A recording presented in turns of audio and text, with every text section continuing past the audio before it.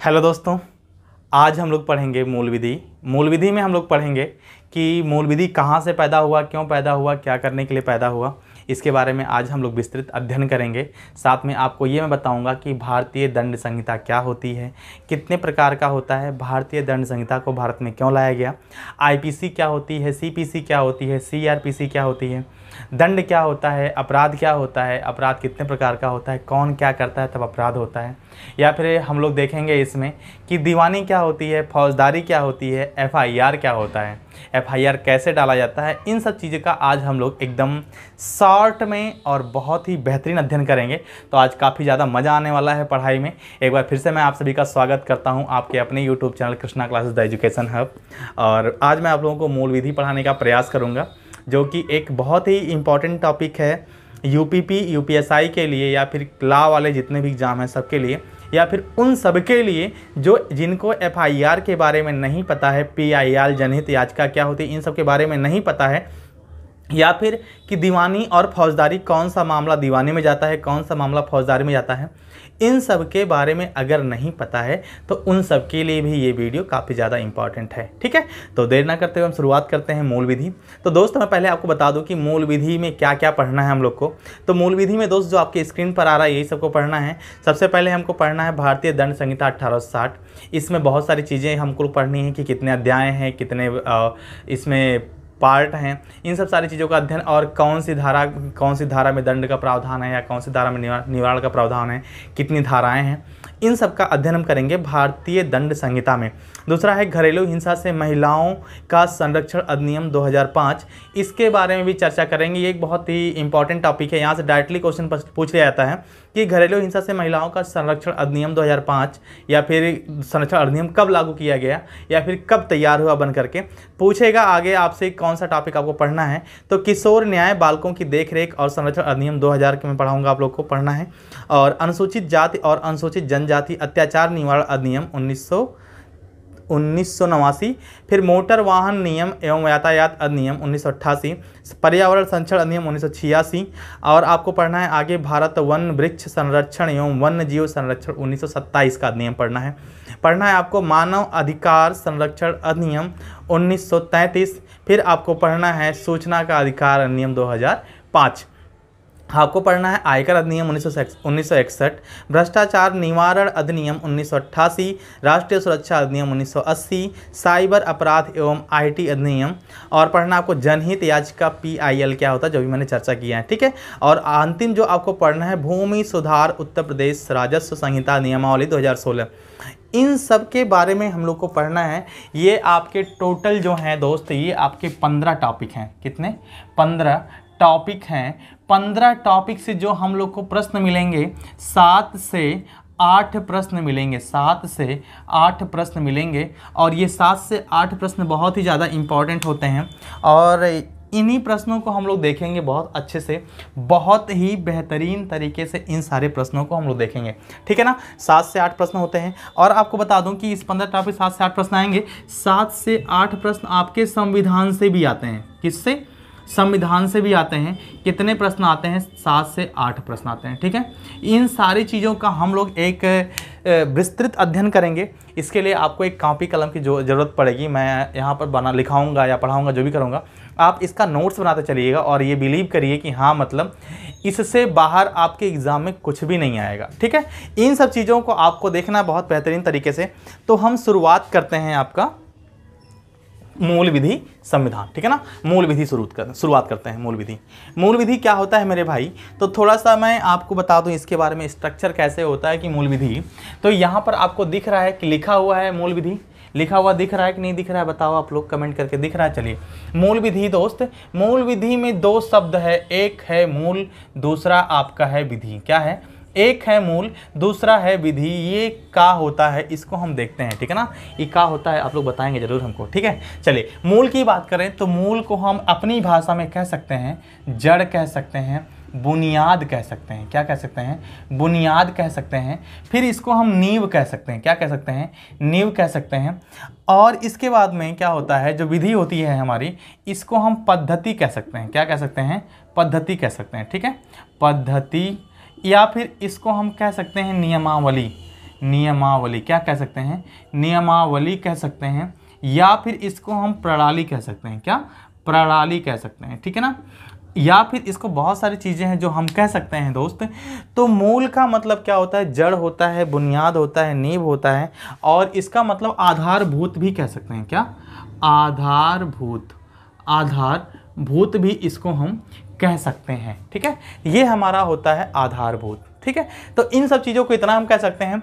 मूल का मतलब क्या होता है, जो अगर अपनी भाषा में हम लोग देखें मूल को, तो मूल का मतलब होता है आवश्यक तथ्य, क्या, आवश्यक तथ्य होता है, आवश्यक तथ्य होता है, तथ्य, देखो भाई तथ्य लिखना नहीं आ रहा है, तथ्य, आवश्यक तथ्य होता है। विधि का मतलब, विधि का जो मतलब होता है वो होता है आपका किसी राज्य व देश का आधिकारिक नियम, क्या होता है, किसी राज्य व देश का आधिकारिक नियम, आधिकारिक नियम, ठीक है ना, किसी राज्य व देश का आधिकारिक नियम होता है, इसको हम बोलते हैं मूल विधि, ठीक है ना। एक अगर अपनी भाषा में कहा जाए तो ऐसी आवश्यक तथ्य जो किसी राज्य, देश व समाज का आधिकारिक नियम रखते हैं, इसी को हम बोलते हैं मूल विधि। उम्मीद करता हूँ मूल विधि समझ में आया होगा आपको। तो मूल विधि समझ में आया है मेरे भाई। तो एक प्राणी थे जिनका नाम था ऑस्टिन, एक प्राणी थे, इसका आप लोग स्क्रीनशॉट ले सकते हो, देख सकते हो। एक प्राणी थे जिनका नाम था ऑस्टिन। उन्होंने एक बात कही थी जो कि बात डायरेक्टली यूपीएसआई के एग्जाम में पूछ लिया गया था। उन्होंने कहा था विधि संप्रभु का समादेश है। उन्होंने क्या कहा था, उन्होंने कहा था विधि संप्रभु का समादेश है। तो आपके एग्जाम में आया हुआ क्वेश्चन है कि विधि संप्रभु का समादेश है, किसने कहा है, तो मैं बता दूं आपको, एक ऑस्टिन नाम के प्राणी थे। कौन, ऑस्टिन नाम के प्राणी थे। इन्होंने कहा था विधि संप्रभु का समादेश है, संप्रभु का समादेश है, क्या, समादेश है, ठीक है ना। विधि क्या है, संप्रभु का समादेश है। अब इसमें सीधा सीधा पूछ लिया गया था, क्या पूछा गया था कि संप्रभु क्या होता है और समादेश क्या होता है, पूछा गया था, ठीक है ना। क्या पूछा गया था, संप्रभु का अर्थ है, ऐसे आपकी यूपीएसआई में पूछा गया है, एएसआई में पूछा गया है। तो आपको बता दो दोस्त, जो संप्रभु होता है इसका अर्थ ये होता है कि कोई राज्य है, उसके चारों तरफ बहुत सारे राज्य होते हैं, चाहे राज्य हो, चाहे समाज हो, चाहे देश हो, इसके चारों तरफ बहुत सारे देश या समाज होते हैं। जो क्या होता है, संप्रभु का मतलब यही होता है कि ये जो होते हैं ये मतलब आंतरिक मामले में हस्तक्षेप नहीं करेंगे। क्या करेंगे, आंतरिक मामले में हस्तक्षेप नहीं करेंगे। संप्रभु का मतलब होता है कि आंतरिक मामलों में हस्तक्षेप ना करना, ठीक है ना, हस्तक्षेप ना करना, हस्तक्षेप, ठीक है। जैसे मेरे अंदर क्या है, मैं क्या कर रहा हूँ, क्यों कर रहा हूँ, इसका किसी से कोई मतलब नहीं होना चाहिए। बस क्या है कि किसी दूसरे को तकलीफ ना हो, ठीक है ना।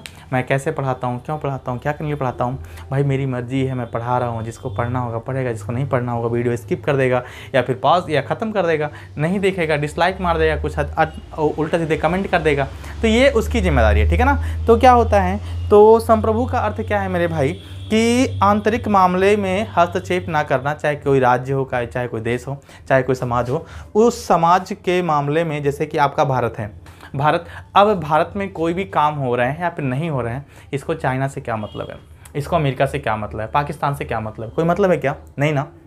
बस क्या कि इसके कार्य से पाकिस्तान, चाइना, अमेरिका किसी को भी तकलीफ नहीं होनी चाहिए, ठीक है ना। तो ये होता है हमारा संप्रभु, ठीक है। जैसे आपका उत्तर प्रदेश है, उत्तर प्रदेश में बहुत सारे काम होते हैं जो कि अन्य राज्यों में नहीं होते हैं, तो अन्य राज्यों का कोई एक वो नहीं बनता है कि ये उत्तर प्रदेश के किसी भी कार्य में बाधा डालें, ठीक है ना। तो ये होता है हमारा संप्रभु। और समादेश क्या होता है, समादेश का अर्थ क्या होता है, आधिकारिक रूप से आज्ञा देना। समादेश का मतलब क्या होता है, आधिकारिक रूप से, आधिकारिक रूप से आज्ञा देना, आधिकारिक रूप से आज्ञा देना समादेश का मतलब होता है मेरे भाई, ठीक है ना। तो उम्मीद करता हूँ ये चीज़ समझ में आया होगा। समादेश का मतलब क्या होता है, आधिकारिक रूप से आज्ञा देना। संप्रभु का मतलब होता है किसी राज्य में हस्तक्षेप नहीं करना। क्लियर है बात, उम्मीद करता हूँ ये बातें समझ में आ गई हैं। डायरेक्टली क्वेश्चन पूछा हुआ है। और एक आपको बता दूँ, जो मूल विधि होता है, मूल विधि को हम कई नामों से जानते हैं, ठीक है ना। मूल विधि को हम कई नामों से जानते हैं। जैसे आपके एग्जाम में डायरेक्टली क्वेश्चन आता है मूल विधि की जगह आपको लिख देगा आधारभूत विधि। क्या लिख देगा? आधारभूत विधि। आधारभूत विधि। आप वो वाला भूत मत समझ लेना, ठीक है ना? कौन वाला भूत जो रात में आके डराता है, ठीक है ना? तो वो वाला भूत नहीं है, आधारभूत। आधारभूत मतलब बेस। ठीक, ये पॉइंट समझ में आया। दूसरा, इसको हम आधारभूत विधि के साथ साथ इसको हम बुनियादी विधि भी कह सकते हैं। क्या कह सकते हैं? इसको हम बुनियादी विधि भी कह सकते हैं मेरे भाई। इसको हम बुनियादी विधि भी कह सकते हैं, या फिर इसको हम नींव विधि भी कह सकते हैं। नींव विधि भी कह सकते हैं, ठीक है ना? इसको हम बुनियादी विधि भी कह सकते हैं। बुनियादी विधि भी कह सकते हैं। ये सब एग्जाम में आया है, बुनियादी विधि। ये मैं लिखवा रहा हूँ, इसलिए आप लोग लिख लेना इसको नोट्स बना करके कि बुनियादी विधि जो है आपका, ये मतलब आपका मूल विधि ना दे करके आधारभूत विधि दे देगा, नींव विधि दे देगा, बुनियादी विधि भी दे देगा आपको, ठीक है ना? तो ये आपके लिए इंपॉर्टेंट था इतना। चलिए आगे बढ़ते हैं। एक आपका क्वेश्चन जो बहुत ही इंपॉर्टेंट क्वेश्चन है, जो आया हुआ क्वेश्चन है, वो क्या है? कानून का पिता कौन है? ठीक है ना? कानून का पिता, कानून का जनक। जैसे भारत के राष्ट्रपिता कौन है? महात्मा गांधी। जिनको हम लोग प्यार से बापू बुलाते हैं। अभी तत्काल में भारत के राष्ट्रपति कौन है? तो रामनाथ कोविंद जी हैं। उपराष्ट्रपति कौन है? तो उपराष्ट्रपति आप लोग कमेंट करके बताओगे कौन है। नहीं बताओगे तो मैं बताऊंगा ही, बहुत सिंपल है, आप लोग बताना, ठीक है ना? चलिए, कानून का पिता अगर मैं बात करूँ तो मार्कस ट्यूलिस सिसेरो कानून के जो पिता हैं, कानून के पिता ये कौन है? मार्कस ट्यूलिस, ठीक है ना? ट्यूलिस। कहीं सिसेरो मिल जाता है, कहीं पर सिसेरो मिल जाता है, ठीक है ना? तो इसमें कंफ्यूज मत होना आप लोग। Cicero, Marcus Tullius Cicero. कानून के पिता कौन है? तो मार्कस ट्यूलिस सिसेरो। ये यूपीएससी का क्वेश्चन है, कई बार रिपीट हुआ क्वेश्चन। तो मेरे भाई ये आप लोग रट लेना, कानून के पिता कौन है? तो मार्कस ट्यूलिस सिसेरो। कौन है? तो मार्कस ट्यूलिस सिसेरो, ठीक है? अगला है, जैसे आपसे पूछा है, कई बार पूछा गया, राष्ट्रीय कानून दिवस कब मनाया जाता है? राष्ट्रीय कानून दिवस, है ना? तो राष्ट्रीय कानून दिवस आप लोग बताओगे, कमेंट करके बताओ फटाफट। तो मैं लिख रहा हूँ यहाँ पर राष्ट्रीय कानून दिवस। राष्ट्रीय कानून दिवस। जो वकील लोग होंगे वो बता देंगे तुरंत, ठीक है ना? जो वीडियो अगर वकील देख रहे हैं, वकील साहब लोग, तो बता देंगे। राष्ट्रीय कानून दिवस कब मनाया जाता है? तो 26 नवंबर। कब? 26 नवंबर को मनाया जाता है। फिर आपसे कभी पूछेगा, क्या पूछेगा? और अंतर्राष्ट्रीय कानून दिवस, ठीक है ना? अंतर्राष्ट्रीय कानून दिवस अगर आपसे पूछता है, अंतर्राष्ट्रीय, ये गलत हो गया, अंतर्राष्ट्रीय, ठीक है ना? अंतर्राष्ट्रीय कानून दिवस। अंतर्राष्ट्रीय कानून दिवस। अंतर्राष्ट्रीय कानून दिवस तो कब मनाया जाता है? 1 मई को। कब मनाया जाता है? तो ये मनाया जाता है 1 मई को मनाया जाता है, ठीक है ना? ये राष्ट्रीय कानून दिवस को, इसको नेशनल लॉ डे भी बोलते हैं। NATIONAL, नेशनल लो हो गया लॉ डे बोलते हैं। क्या बोलते हैं? नेशनल लॉ डे बोलते हैं। अंतर्राष्ट्रीय को इंटरनेशनल लॉ डे बोलते हैं। INTER, इंटरनेशनल, ठीक है ना? इसको बोलते हैं इंटरनेशनल लॉ डे, ठीक? इसको बोलते हैं इंटरनेशनल लॉ डे, ठीक है? एक आपके एग्जाम में कई बार पूछा गया है, पूछा क्या गया है? राष्ट्रीय अधिवक्ता दिवस। पूछा गया है राष्ट्रीय अधिवक्ता दिवस, ठीक है ना? अधिवक्ता दिवस पूछा गया है। तो ये कब मनाया जाता है? तो 3 दिसंबर को। कब मनाया जाता है दोस्त? तो 3 दिसंबर, ठीक है ना? राष्ट्रीय अधिवक्ता दिवस कब मनाया जाता है? तो 3 दिसंबर, मतलब नेशनल एडवोकेट डे, ठीक है? चलिए, अब इतनी चीज़ आप लोगों ने जान ली जो कि एग्जाम पॉइंट ऑफ व्यू के लिए बहुत ही ज़्यादा इंपॉर्टेंट है। पूछा क्या है? कानून के पिता कौन है? तो मार्कस ट्यूलिस सिसेरो। कानून के पिता कौन है? तो मार्कस ट्यूलिस सिसेरो। अधिवक्ता दिवस कब मनाया जाता है? तो 3 दिसंबर को। कब मनाया जाता है? तो 3 दिसंबर को। पूछेगा राष्ट्रीय कानून दिवस कब मनाया जाता है? तो 26 नवंबर को। राष्ट्रीय कानून दिवस कब मनाया जाता है? तो 26 नवंबर को। या फिर पूछेगा अंतर्राष्ट्रीय कानून दिवस कब मनाया जाता है? तो 1 मई को मनाया जाता है, ठीक है? इतने आपके 1 2 3 4 5 क्वेश्चन आपके क्लियर हो गए, ठीक है? अब हम पढ़ते हैं दोस्त विधि के प्रकार। जो मूल विधि होती है, ये आप लोग स्क्रीनशॉट ले लेंगे, आपको दिखाई पड़ रहा होगा क्लियर, ठीक है? स्क्रीनशॉट ले लेंगे। मूल विधि जो होती है, इसी में आपसे पूछेगा विधि के प्रकार क्या होते हैं, ठीक है ना, विधि के प्रकार क्या होते हैं। तो मेरे भाई अगर वीडियो अच्छा लगा है तो आप लोग लाइक कमेंट शेयर करते रहना मेरे भाई, ठीक है ना। अगर करते रहोगे तो अच्छा लगेगा यार। आज मतलब पहली बार मैंने प्रयास किया है मूल विधि पढ़ाने का, कहीं कोई गलती होगी तो क्षमा करना उसके लिए, ठीक है ना। और क्षमा करना भी और लाइक भी कर देना यार, शेयर भी कर देना, ठीक है। एक चीज़ आपको बता दें कि बिना प्रयास के कोई काम नहीं होता है। अगर मैं प्रयास कर रहा हूँ तो इसका मतलब कि कहीं ना कहीं मैं मेहनत कर रहा हूँ तब प्रयास कर रहा हूँ, ठीक है। और मैं प्रयास कर रहा हूँ, मैं मेहनत कर रहा हूँ, तो मेरे साथ साथ आप क्यों नहीं कर सकते हैं। आप भी प्रयास कर सकते हैं, आप भी मेहनत कर सकते हैं। ये सारा का सारा वीडियो सब कुछ आप ही के लिए तो है, और किसके लिए है। मैं तो पढ़ा रहा हूँ ना, तो मुझे तो पता है आपको पढ़ना है, तो आप देखोगे तो आपके लिए कहीं ना कहीं बेनिफिशियल होगा, फायदेमंद होगा, है ना। तो ये वीडियो मेरे साथ साथ आपके लिए भी इम्पॉर्टेंट है, और आपको लगता है कि किसी और के लिए भी इम्पॉर्टेंट है तो आप उसको तुरंत शेयर कर सकते हैं पर्सनली।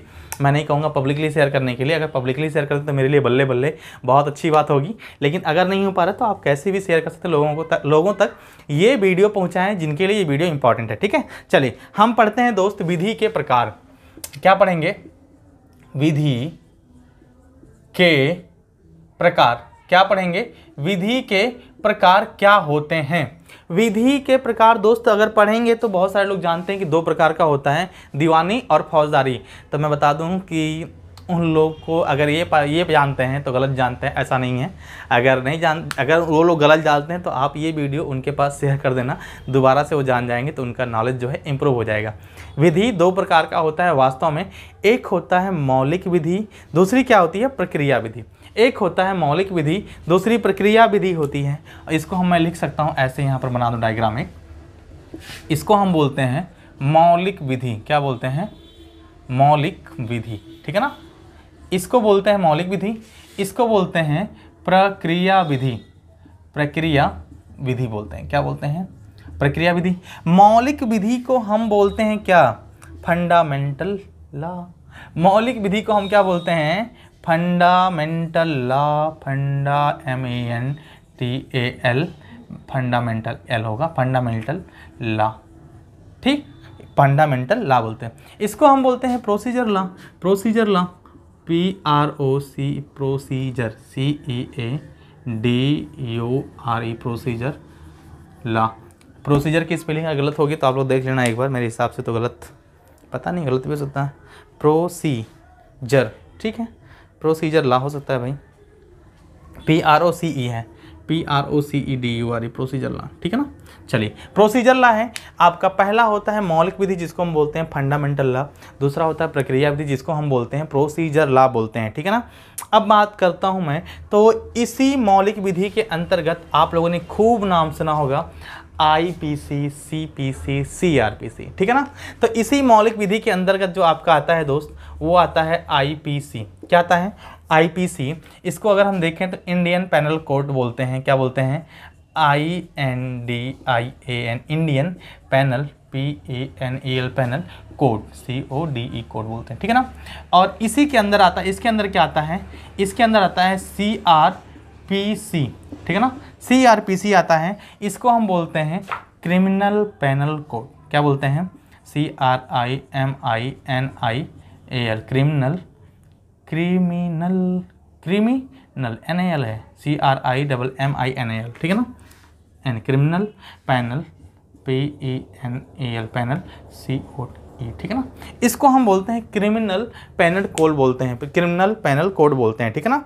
और क्या होता है, इसमें जो मौलिक विधि है इसी में दिया है अपराध की परिभाषा दी हुई है ना। इसके अंतर्गत जो आता है वो आता है अपराध की परिभाषा। क्या आता है, अपराध की परिभाषा, ठीक है ना।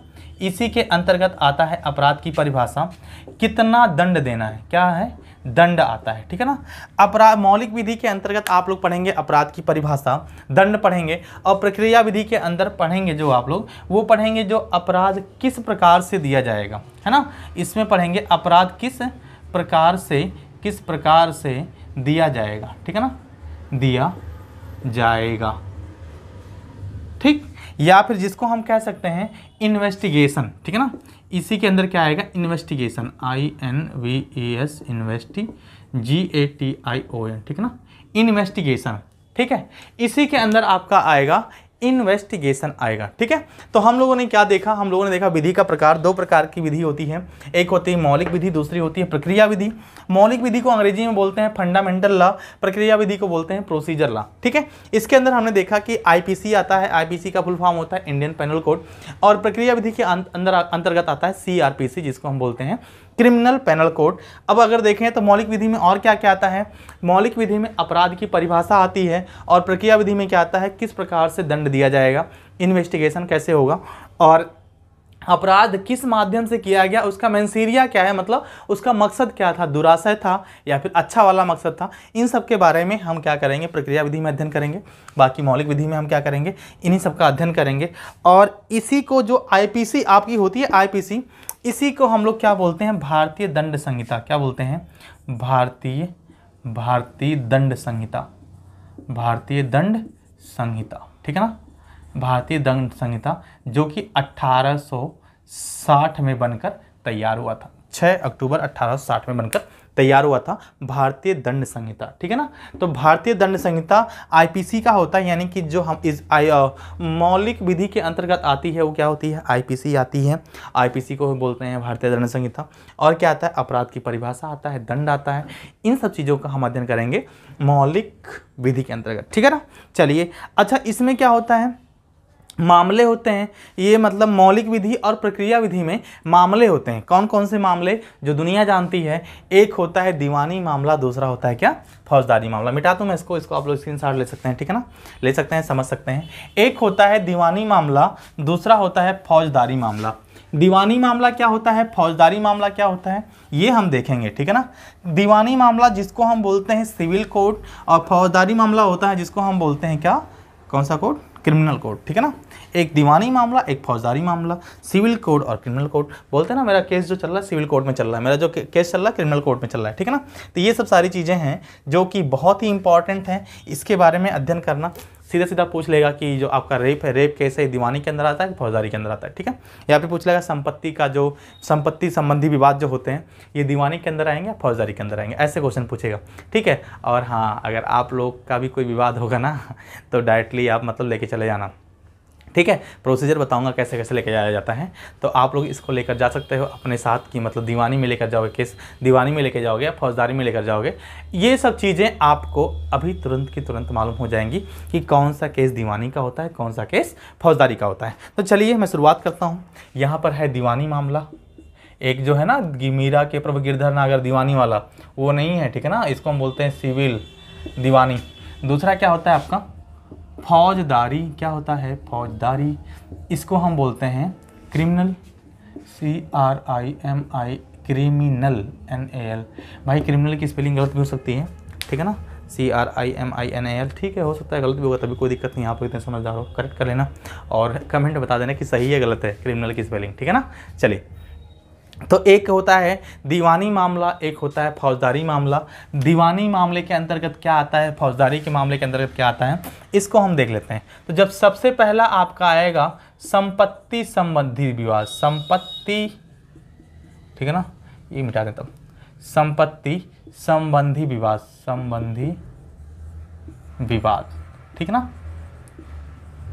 संपत्ति संबंधी विवाद, ये किस में आएगा, दीवानी में आएगा। और दूसरा कौन सा है, जैसे आपका आएगा पद संबंधी विवाद, संपत्ति संबंधी विवाद। दूसरा जो आपका आएगा पद संबंधी विवाद, पद संबंधी विवाद।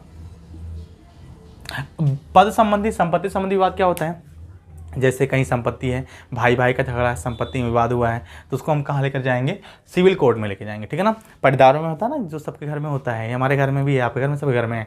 पटदारों का जो मामला होता है संपत्ति को लेकर ही होता है, कि उसको सुई की नोक से भी ज़्यादा ना मिले, या हमको भी सुई की नोक से कम ना मिले। ठीक है, या फिर एक मतलब होता है कि लोगों में दिक्कतें होती हैं, थोड़ा थोड़ा से, कभी किसी के यहाँ बर्तन को लेकर दिक्कत हो जाती है, कभी किसी के यहाँ कमरे को लेकर दिक्कत हो जाती है, ज़मीन के लिए दिक्कत हो जाती है, ये सारी बहुत सारी दिक्कतें होती हैं। तो वो किस में आएगा, संपत्ति संबंधी विवाद में आएगा। इसको हम लेकर के दीवानी सिविल कोर्ट में जा सकते हैं। दूसरा आपका पद संबंधी विवाद है। पद संबंधी विवाद मतलब ये कोई है जो अब मान लेते हैं हम ही हैं, हम सरकारी नौकरी नहीं पाए हैं तो जुट्टू सरकारी नौकरी के पद पे या काम करने लगे, या कोई है किसी और की जगह पर काम कर रहा है, तो ये सब जो विवाद होते हैं इसको हम क्या करते हैं, इसको हम सिविल कोर्ट में लेकर जाते हैं। जैसे कृषि भूमि विवाद होता है ना, कृषि भूमि विवाद, कृषि भूमि विवाद, कृषि भूमि विवाद हो गया।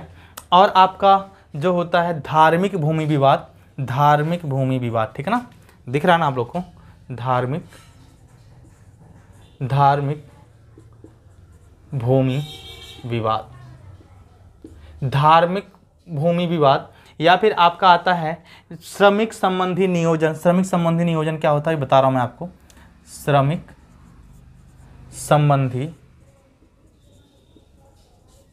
संबंधी नियोजन, ठीक है ना, श्रमिक संबंधी नियोजन जो है आपका ये हो गया। और इसके बाद में रेल दुर्घटना, मोटरयान, लेबर कोर्ट एक्ट इसको हम बोलते हैं, ठीक है ना। रेल दुर्घटना मान लेते हैं यहाँ पर, रेल दुर्घटना, रेल दुर्घटना, या फिर मोटरयान संबंधी मामला, मोटरयान, ठीक है ना, संबंधी मामला। इन सब मामलों को हम कहाँ लेकर जाएंगे, दीवानी में लेकर जाएंगे। संपत्ति संबंधी विवाद समझ में आ गया। पद संबंधी, कृषि भूमि विवाद, कृषि भूमि विवाद मतलब ये कि किसी और का घाटा संख्या होता है, किसी और में चला जाता है। जैसे घाटा संख्या हमारा 53 है तो 53.5 पहुँच गया। इस तरह से बहुत सारे लोग होते हैं जो हड़प लेते हैं ज़मीन, उनका भी है। या फिर धार्मिक भूमि विवाद, धार्मिक भूमि विवाद का मतलब ये कोई और की ज़मीन है, किसी और की ज़मीन में जाके जबरन कोई मंदिर बना लेना या मस्जिद बना लेना, फिर कहेगा भाई नहीं हमारी ज़मीन में क्यों बना रहे हो। तो इस तरह के जो विवाद होते हैं धार्मिक संबंधी विवाद होते हैं। फिर आता है श्रमिक संबंधी नियोजन। श्रमिक संबंधी नियोजन का मतलब ये, किसी कंपनी में अगर आप काम कर रहे हैं, कहीं पर फैक्ट्री में आप काम कर रहे हैं, तो वहाँ पर आपको समय से सैलरी नहीं मिल रही, या फिर आपको वहाँ पर ज़्यादा टॉर्चर किया जा रहा है, या मेंटली डिस्टर्बेंस हो रहा है आपके साथ, तो आप ही जाकर के सिविल कोर्ट में आप एक मामला अपना FIR या जो मामला है दर्ज करा सकते हैं, ठीक है ना। या फिर रेल दुर्घटना, रेल दुर्घटना होता है कि बहुत सारे लोग मारे जाते हैं तो उसमें जो मुआवजा मिलता है ये सब भी होता है इसमें, तो कैसे मिलेगा, तो इसको हम सिविल कोर्ट में लेके जाएंगे, ठीक है। या फिर आपका मोटरयान संबंधी है, आपके पास DL है, DL में आप पूरा लर्निंग लाइसेंस नहीं है, मतलब कंप्लीट लाइसेंस आपके पास जा रहे हो, सड़क पर दुर्घटना हो जा रही है, तो उसका क्या होगा, आपका ये सिविल मामला होगा, ठीक है ना। इसमें क्या होगा, अगर ये हम ज़बरदस्ती जानबूझ के कर रहे हैं तो ये क्या होगा, फौजदारी में जाएगा। फौजदारी में क्या आता है, आपराधिक मामले आते हैं। फौजदारी में क्या होता है, आपराधिक मामले, ठीक है ना, आपराधिक मामले, ठीक है ना। फौजदारी में क्या आता है, आपराधिक मामले होते हैं। जैसे आपका कत्ल हो गया, किसी की आप कत्ल कर देंगे तो क्या हो जाएगा, आपको ये फौजदारी में जाना पड़ेगा। उसको या तो तुरंत मतलब सूली पर चढ़ा दिया जाएगा, निपटा दिया जाएगा, मार पीट दिया जाएगा, कुछ भी कर दिया जाएगा, ठीक है ना। कत्ल हो गया। दहेज हो गया, दहेज है ना। लेकिन अगर आप लोग दरोगा बन जाना भाई या सिपाही बन जाना तो दहेज बिल्कुल मत लेना। नहीं कि मतलब दरोगा हो गए हैं तो 20 लाख चाहिए, दरोगा हो गए तो 20 लाख चाहिए, ऐसा कभी नहीं करना, ठीक है ना। दरोगा बन गए तो फिर आपके पास तो पैसे ही पैसे हो जाएंगे, तो दहेज लेने की जरूरत ही नहीं पड़ेगी आपको, है ना। तो दहेज बिल्कुल नहीं, दहेज मैं भी नहीं लूँगा, दहेज आप लोग मत लेना, ठीक है। चलिए, कत्ल है, दहेज की बात करते हैं। रेप की बात करते हैं। अगर किसी के साथ कोई रेप होता है तो उसका वो कौन सा होगा, अपराध में जाएगा, जो भयंकर जुर्म होगा। ऐसे लोगों को तो निपटा देना चाहिए तुरंत, ऑन द स्पॉट, ठीक है ना। चोरी हो गई, चोरी हो गई, डकैती हो गई, डकैती हो गई, ठीक है। ऐसे मामले क्या हैं, फौजदारी में आते हैं। क्या होते हैं ऐसे मामले, फौजदारी में आते हैं। आपके साथ धोखाधड़ी भी होता है तो भी फौजदारी मामला होगा। क्या होगा, धोखाधड़ी, क्या होगा, धोखाधड़ी, धोखाधड़ी होता है तो भी फौजदारी मामले में आता है, ठीक है। तो अब आप देखो कि जो फौजदारी मामला होता है क्या होता है, आपराधिक मामले से कत्ल हो गया, भाई मेरे किसी का कत्ल क्यों करोगे, अगर कत्ल कर दोगे तो क्या होगा, डायरेक्टली आपको निपट जाओगे, ठीक है ना। रेप केस हो गया, ये सब मतलब गंभीर आरोप हैं, गंभीर मतलब ये मामले हैं जो केसेस होते हैं, है ना। इसको हम बोलते हैं ब्लंडर कह सकते हैं इसको, ठीक है, जो कि मतलब बहुत, कत्ल हो गया, किसी का कत्ल, दहेज हो गया, या फिर आपका चोरी हो गई, डकैती हो गई, धोखाधड़ी। अगर आपके साथ कोई धोखाधड़ी करता है ना, तभी जा करके आप फौजदारी में जाओ, तुरंत आपकी सुनवाई होगी, ठीक है ना। अधिकतर सुनवाई जो होती है अगर आप पत्राचार के माध्यम से करते हैं तो सुनवाई बहुत जल्दी होती है, बहुत अच्छी होती है, ठीक है। चलिए हम बात करते हैं यहाँ पर, अच्छा दीवानी, ये जो हैं, ये जो कांड करते हैं लोग, इन सब कांडों की सुनवाई कौन करता है, इन सब कांडों की सुनवाई कौन करता है, इसके बारे में थोड़ा समझाने कि जो दीवानी मामला है, ये सब मामले हैं तो आप सिविल कोर्ट में लेके जाएंगे, फौजदारी मामला तो आप फौजदारी कोर्ट में लेके जाएंगे, मतलब क्रिमिनल कोर्ट में लेके जाएंगे। लेकिन यहाँ पर ले जाएंगे तो वहाँ पर कौन होगा आपकी सुनवाई के लिए, ठीक है ना। तो इसके बारे में थोड़ा सा हम चर्चा कर लेते हैं। तो अगर आपके साथ संपत्ति विवाद होता है, भूमि विवाद होता है, श्रमिक संबंधी नियोजन होता है, रेल दुर्घटना होता है, मोटरयान संबंधी समस्या होती है, या फिर आपका मतलब धार्मिक भूमि संबंधी विवाद होता है, कत्ल होता है, दहेज होता है, रेप होता है, इन सबको लेकर के कहाँ जाएंगे आप, तो इन सबको लेकर के आप चाहे सिविल कोर्ट में जाएं चाहे क्रिमिनल कोर्ट में जाएंगे। सिविल कोर्ट में जाएंगे तो कौन देखेगा, न्यायाधीश, और फौजदारी यानी क्रिमिनल कोर्ट में लेकर जाएंगे तो कौन देखेगा, सुनवाई कैसे होती है इसकी मैं यहाँ पर लिख दे रहा हूँ, सुनवाई।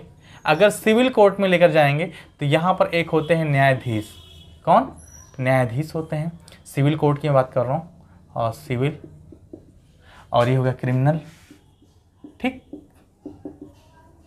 क्रिमिनल।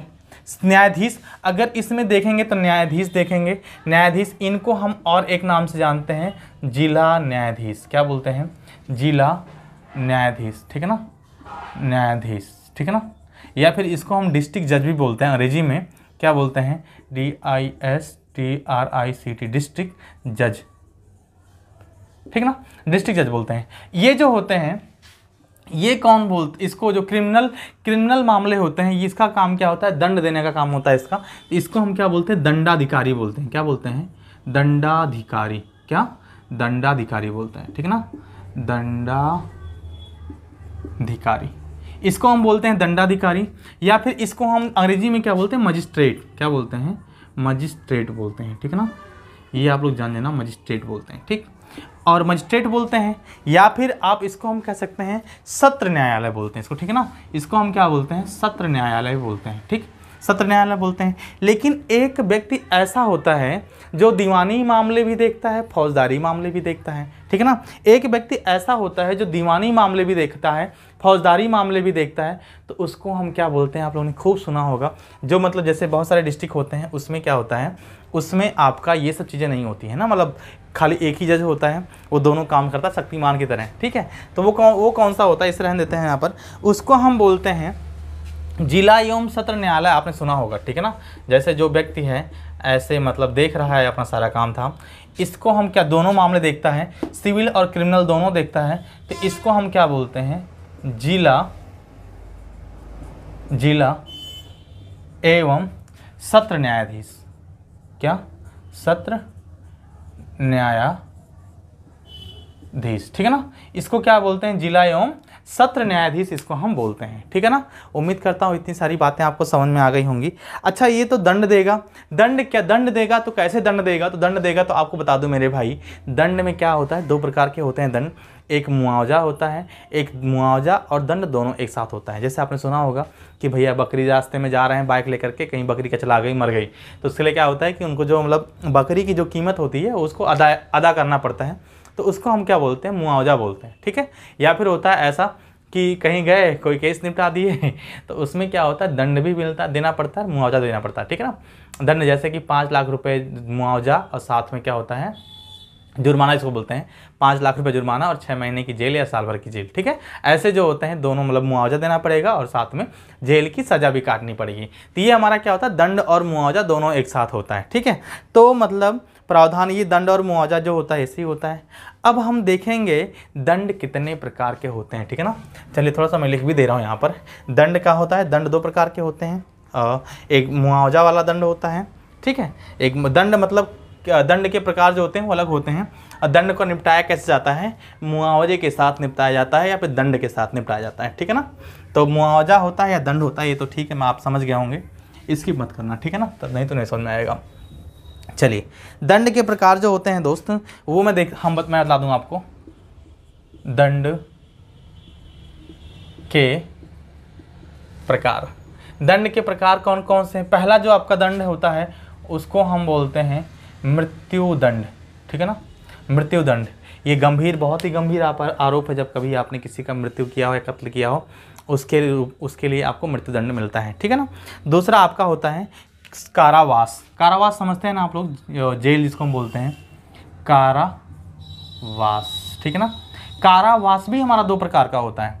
कारावास जो होता है दो प्रकार का होता है, एक सरल कारावास होता है, एक सश्रम होता है, ठीक है ना, कि मतलब जेल में रहेंगे, काम भी करेंगे, तब जाके कुछ खाना मिलेगा, ठीक है। एक अगर आप रुपए पैसे वाले हैं तो भैया आप पैसा गिन दो, आप खर्च जाके जेल में भी आराम से खाओ पियो, सारी सुविधाएं मिलेंगी। जो बड़े बड़े क्रिमिनल होते हैं, वीआईपी क्रिमिनल होते हैं, उनको सारी सुविधाएं दी जाती हैं।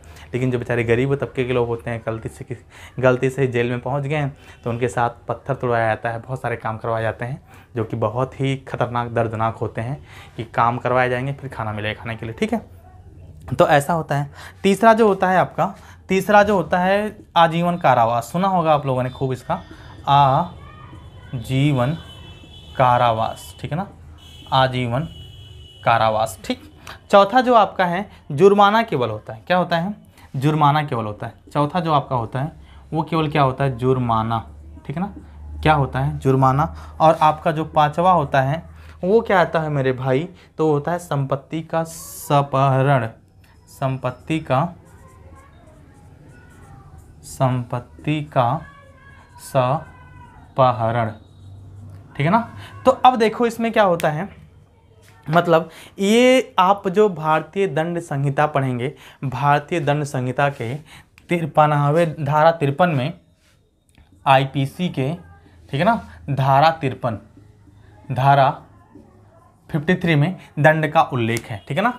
आईपीसी की धारा 53 में क्या है, दंड का उल्लेख है, दंड का उल्लेख, ठीक।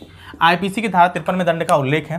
दंड का उल्लेख क्या है कि जो सबसे पहले दंड का प्रकार होगा मृत्यु दंड, फिर होता है कारावास, कारावास दो प्रकार का होता है, एक सरल और एक सश्रम, फिर होता है आजीवन कारावास, चौथा होता है जुर्माना, पांचवा होता है संपत्ति का अपहरण, मतलब ये कि दंड क्या मिलेगा, जो आपकी संपत्ति है उसका मतलब हड़प लिया जाएगा, ठीक है ना। जैसे अभी इस समय करंट टाइम में जो चल रहा है देख रहे होंगे कि मतलब का लगभग 86 जो माफिया थे, जो मतलब क्या अपराध किए हुए लोग थे, है ना, उनका लगभग 1300 कुछ करोड़ रुपए की संपत्ति हड़प ली है गवर्नमेंट ने, ठीक है ना। तो ये क्या है, उनका दंड होता है, ठीक, इस तरह से। अब हम बात करते हैं यहाँ पर मेरे भाई थोड़ा सा और, कि भारतीय दंड संहिता 1860 के बारे में, ठीक है ना। तो भारतीय दंड संहिता 1860 के बारे में थोड़ा सा मैं उल्लेख कर लूँगा, इसको आप लोग समझ लिए हैं, मिटा सकता हूँ मैं इसको, ठीक। चलिए, भारतीय दंड संहिता 1860 ये क्या है मेरे भाई, इसके अंतर्गत क्या क्या चीज़ें आती हैं, तो इन सब का हम लोग अध्ययन करेंगे, ठीक है ना। तो सबसे पहले मैं बता दूं कि जो भारतीय दंड संहिता है इसकी आवश्यकता क्यों पड़ी, है ना। तो आपको बता दूं कि आप लोगों ने सुना होगा एक क्रांति सिपाही विद्रोह, जिसको 1857 की क्रांति माना जाता है, और ये स्वतंत्रता की क्रांति माना जाता है। आपको बता दूं कि इसमें जो हमारे सिपाही लोग थे वो काफ़ी परेशान हो गए थे, तो 1857 में इन लोगों ने क्रांति कर दिया था, जिसमें क्या था, जो अंग्रेज़ों का वर्चस्व था एकदम ख़त्म हो रहा था धीरे धीरे।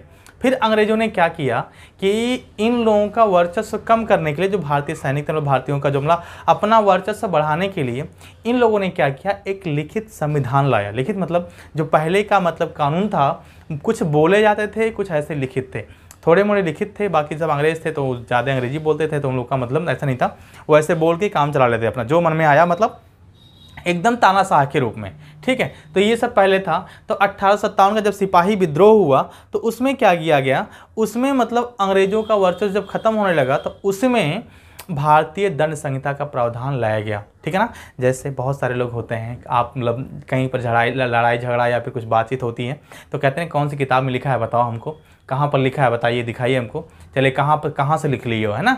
तो लिखा वाला चीज़ों को, लिखे वाली चीज़ पर लोगों को ज़्यादा भरोसा होता है, जो चीज़ें लिखी होती हैं उस पर लोगों को ज़्यादा भरोसा होता है और ज़्यादा विश्वास भी होता है, और लिखी हुई बातें हर कोई मानता है, ठीक है।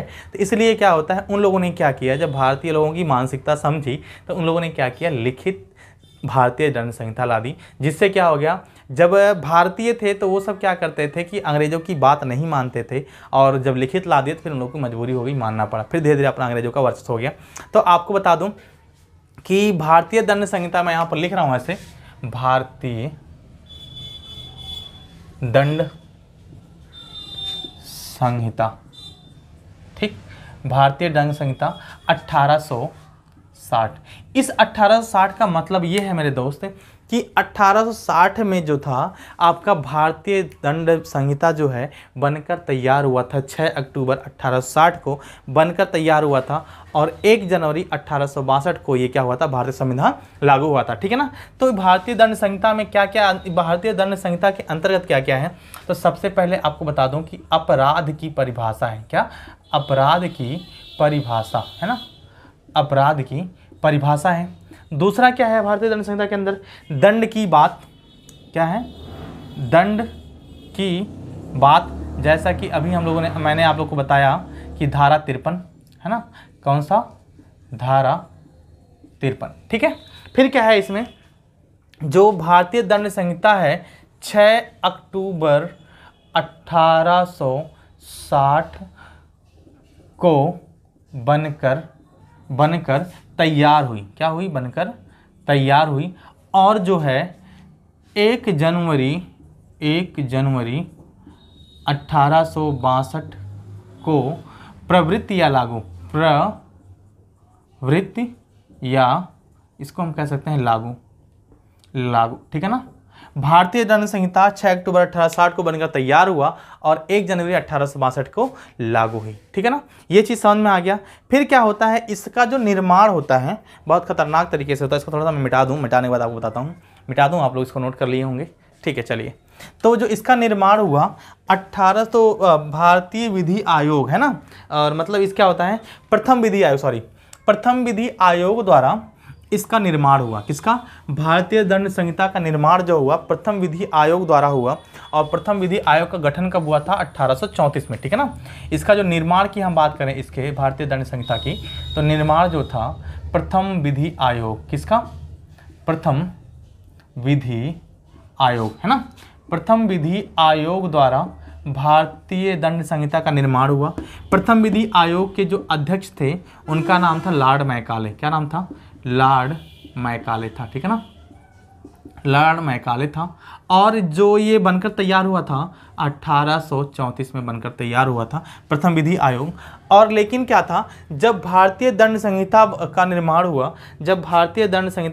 हुआ, तो उसमें क्या हुआ, जो अध्यक्ष थे लॉर्ड मैकाले थे। उस समय अध्यक्ष कौन था, उस समय गवर्नर कौन था, ये बात है 1857 के बाद की, 1857 के बाद की है मेरे भाई। तो 1857 की कहानी जो मैंने बताई आप लोग को, सेम यही कहानी थी। उसमें क्या था कि जब भारतीयों पर जो अंग्रेज़ों का वर्चस्व कम होने लगा, तो उसके बाद में अंग्रेज़ों ने क्या किया, जो उस समय जो भारत पर राज था कंपनी का राज था। तो जब कंपनी का राज था, तो जब कंपनी का वर्चस्व कम होने लगा, तो जो राज थे, कानून थे और जो अधिकार थे, सीधे कहाँ चले गए? क्राउन के पास। कहाँ चले गए? क्राउन के पास। क्राउन मतलब कौन? ब्रिटिश किंग महारानी है ना, ब्रिटेन की महारानी। वहाँ चले गए, मतलब उनके वहाँ चला गया ब्रिटेन में। तो वहाँ से फिर उनका क्या है, अपना राजपाट सारा काम धाम होने लगा। ठीक है ना। तो उस समय जब वहाँ पर चला गया, तो उसके पहले जो भारत में गवर्नर थे उनको गवर्नर बोला जाता था। लेकिन 1857 के बाद से जब क्राउन के पास सारी शक्तियां चली जाती हैं, तो क्या बोला गया? वायसराय हो गया। कौन? जो गवर्नर था वो वायसराय बनकर आया, और वायसराय कौन था? Lord Canning. ठीक है ना। कौन था? लॉर्ड कैनिंग था। ठीक है ना, लॉर्ड कैनिंग। ये बात समझ में आई कि नहीं? लॉर्ड कैनिंग था वायसराय। मतलब कह सकते हैं कि प्रथम विधि आयोग जो था, इस समय जो अध्यक्ष था लॉर्ड मैकाले था। और जब ये हस्ताक्षर हुआ, भारतीय दंड संहिता का निर्माण हुआ, उस समय जो गवर्नर था लॉर्ड कैनिंग। और लॉर्ड कैनिंग ने ही हस्ताक्षर किया, तब जाके भारतीय दंड संहिता का निर्माण हुआ। आई बात समझ में आप लोग को? चलिए ठीक है। अब 1857 के बाद बताया मैंने आपको, 1857 के बाद जो गवर्नर जनरल होते थे वो वायसराय बन गए। 1857 के बाद जो गवर्नर जनरल होते थे वायसराय बन गए। और एक चीज़ मैं आपको बता दूं कि आपके एग्जाम में सीधा क्वेश्चन आता है कि भारतीय दंड संहिता किस प्रदेश में लागू नहीं होती है ना। ये कब की बात है? जो 2017 में आपका यूपीएसआई का एग्जाम हुआ तब की बात है। और उसमें ऑप्शन क्या था? जम्मू कश्मीर था, उत्तर प्रदेश था, बिहार था, दिल्ली था। ठीक है। तो उस समय अगर क्वेश्चन आया था ये, तो उस समय जो आपका ऑप्शन सही था जम्मू कश्मीर सही था। ठीक है ना। जम्मू कश्मीर में भारतीय दंड संहिता लागू नहीं होती थी, लेकिन 31 अक्टूबर 2019 को धारा 370 लगने के बाद में वहाँ पर भी भारतीय दंड संहिता लागू हो गई। तो अगर अब इस तरह से क्वेश्चन आता है, तो अब इसका मतलब क्या हो जाएगा कि इनमें से कोई नहीं। मतलब क्या कि भारतीय दंड संहिता हर जगह लागू है, ठीक है ना। भारतीय दंड संहिता हर जगह लागू है और इसके साथ साथ भारत के अन्य पड़ोसी देशों में भारतीय दंड संहिता आईपीसी का ही कार्यभार होता है, आईपीसी चलती है। जैसे आपका पाकिस्तान हो गया, बर्मा हो गया, ब्रुनोई हो गया, और इसके बाद में बांग्लादेश हो गया, मालदीव हो गया, और इसके बाद श्रीलंका हो गया, पाकिस्तान हो गया, ऐसे जो है मलेशिया हो गया, ऐसे जो देश हैं इन सब में भी आपका भारतीय दंड संहिता लागू है और वहाँ पर भी भारतीय दंड संहिता चलती है, ठीक है। अब मैं बात करता हूँ भारतीय दंड संहिता का जो निर्माण तो हो ही गया। भारतीय दंड संहिता में जो था धारा कितना होता है दोस्त, तो भारतीय दंड संहिता में धारा जो होता है 511 धारा है। इसमें कितनी धारा है, धारा की मैं बात करूँ, धारा को और बोलते हैं दफ़ा बोलते हैं, क्या बोलते हैं, दफ़ा। आप लोगों ने फिल्मों में सुना होगा, दफ़ा 302 के तहत, दफ़ा 503 के तहत, ठीक है ना। ऐसे ही दफ़ा, इसको अंग्रेजी में क्या बोलते हैं, सेक्शन बोलते हैं, क्या बोलते हैं, सेक्शन बोलते हैं, ठीक है ना। तो धारा, सेक्शन, दफ़ा, ये कितनी धाराएं होती हैं दोस्तों, 511 धारा होती हैं भारतीय दंड संहिता में। कितनी धाराएं हैं, 511 धाराएं हैं। अगर अध्याय की बात करें तो अध्याय कितने हैं आपके, अध्याय कितने हैं, 23। कितने अध्याय हैं, 23 अध्याय हैं, ठीक है ना। अध्याय कितने हैं, 23 अध्याय हैं। ये बात आपकी समझ में आ गई होगी, उम्मीद करता हूँ बहुत अच्छे समझ में आया होगा। चलिए, इतनी चीज़ समझ में आ गई हैं तो मैं आपको कुछ चीज़ें बता दूं और थोड़ा सा कि एफआईआर क्या होता है। एफआईआर होता है मेरे भाई, आपको पता होगा क्या होता है एफआईआर का फुल फॉर्म, कमेंट करके बताओ क्या होता है एफआईआर है। अब एफआईआर करना हो जाएगा आसान आप लोग के लिए, ठीक है। तो चलिए, एफआईआर भी करना कोई दिक्कत नहीं है। इसको मैं मिटाता हूँ, तब तक आप लोग कमेंट करके बताओ कि एफआईआर का फुल फॉर्म क्या होता है। नहीं बताओगे तो मैं तो बताऊँगा ही बताऊँगा, मुझे बताना पड़ेगा, ठीक। चलिए, तो एफआईआर के बारे में आप लोगों ने कमेंट कर दिया होगा तो थोड़ा सा मैं भी बता दूं आपका। FIR, FIR first information report, क्या होता है, फर्स्ट इंफॉर्मेशन रिपोर्ट होता है एफआईआर का फुल फॉर्म। ये हो रहा ससुराई, तो एफआईआर इसका मतलब क्या होता है, फर्स्ट इंफॉर्मेशन रिपोर्ट, क्या, REPORT, फर्स्ट इंफॉर्मेशन रिपोर्ट। ये हमारा क्या होता है, एफआईआर का फुल फॉर्म होता है। एफआईआर दो तरह से होता है, ठीक है ना। एक एफआईआर होता है जो आप नॉर्मली एफआईआर करते हो, एक जीरो एफआईआर होता है। नॉर्मली जो आप एफआईआर करते हैं उसमें क्या होता है, मान लीजिए अभी मेरा घर नौगढ़ में है, सिद्धार्थनगर में, ठीक है ना, और आप बांसी के हो और बांसी में कोई कांड हो जाता है, बांसी में अगर आप बांसी में कोई कृत्य होता है या फिर कोई कुकर्म होता है या फिर जो भी होता है कि जिससे आपको दिक्कतें हैं, तो आप एफआईआर बांसी में करोगे, ना कि आकर के नौगढ़ में करोगे, ठीक है ना। एक सबसे बड़ा उदाहरण है, जैसे कि आपने सुशांत सिंह राजपूत का केस देखा होगा। सुशांत सिंह राजपूत जो आपके महाराष्ट्र में मृत्यु हुई थी उनकी, लेकिन वो बिहार के पटना के हैं। तो बिहार के पटना में भी उनका एफआईआर हुआ था एक। तो जो एफआईआर अगर वहाँ से किया गया था तो बिहार की पुलिस गई थी महाराष्ट्र में इन्वेस्टिगेशन करने के लिए, ठीक है।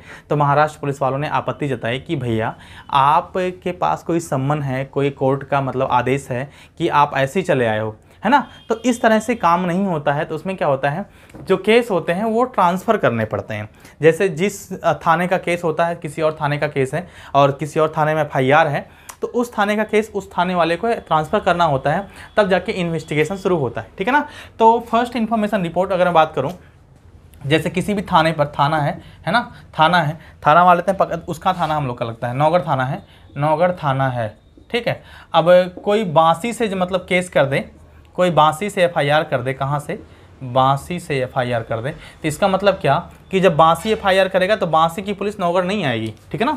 बांसी की पुलिस नौगढ़ नहीं आएगी, नौगढ़ की बांसी की पुलिस जो है नौगढ़ थाने में अपना क्या देगी, मतलब आदेश देगी, या फिर जो अपना मतलब ट्रांसफ़र केस को ट्रांसफ़र करेगी। उसके बाद जो है नौगढ़ की पुलिस अपना इन्वेस्टिगेशन करेगी, काम करेगी, ठीक है ना। एक जो दूसरा एफआईआर होता है उसको हम बोलते हैं जीरो एफआईआर। क्या बोलते हैं, जीरो एफआईआर।